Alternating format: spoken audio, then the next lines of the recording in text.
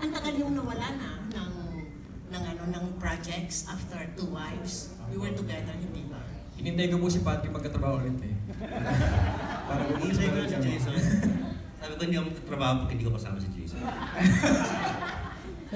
What did you, siguro si Jason was busy with his restaurant. Ikaw, Patrick? I'm busy with my children and my family, so... Father ka pala. Ngayon, ang last question ko is from Buboy. Buboy, you've appeared with so many performers before. Yes. Paano, specifically yung love team ditong bago, sina Jairus at saka si Sherlyn, and how would you assess them as performers? Jairus is still very young, and Sherlyn, so I think this is your first, hindi niya na first love team to. Sinong love team mo dati? Siya rin? So first love kayo? Oh, actually, kasi dito sa Langit Lupa, hindi masyadong tinatrabaho yung romance part ninyo. Yung pagkakaibigan lang, because they're still very young. Ngayon, I don't know about other love teams, sila Miho. Hindi ko pa nakakasama sa eksena masyado. Nakakasama ko lang si Jason, pero ang ka-love team niya, hindi ko pa alam kung sino talaga ang siseryosohin niyang love team dito sa... si Viveka ang ka-love team mo. So, actually... talagang actually, nagde-develop pa yung mga love teams dito, hindi pa masyado.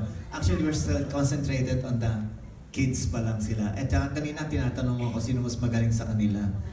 Sa totoo lang, super galing yung dalawa. Alam nyo, sa set, natutuwa talaga sa pag nakikita namin dalawa. Pati yung mga linya ng direktor, alam nila eh.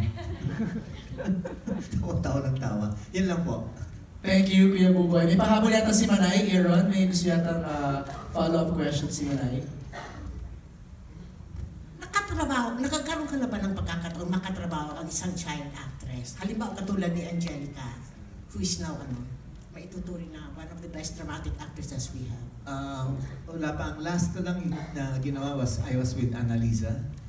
And I remember yung si Brillantes. Andrea, yeah. And I saw her grow from the beginning of the series, yung bandang huli. Ang galing-galing niya na.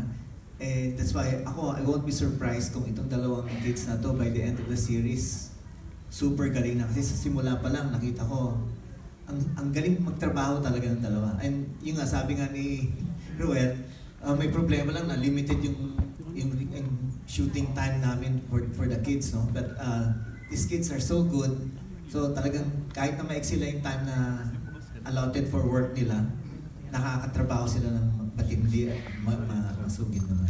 Thank you. Direk Ruel, ba't hindi na lang si Buboy and his group ang pinakanta mo ng team song nito?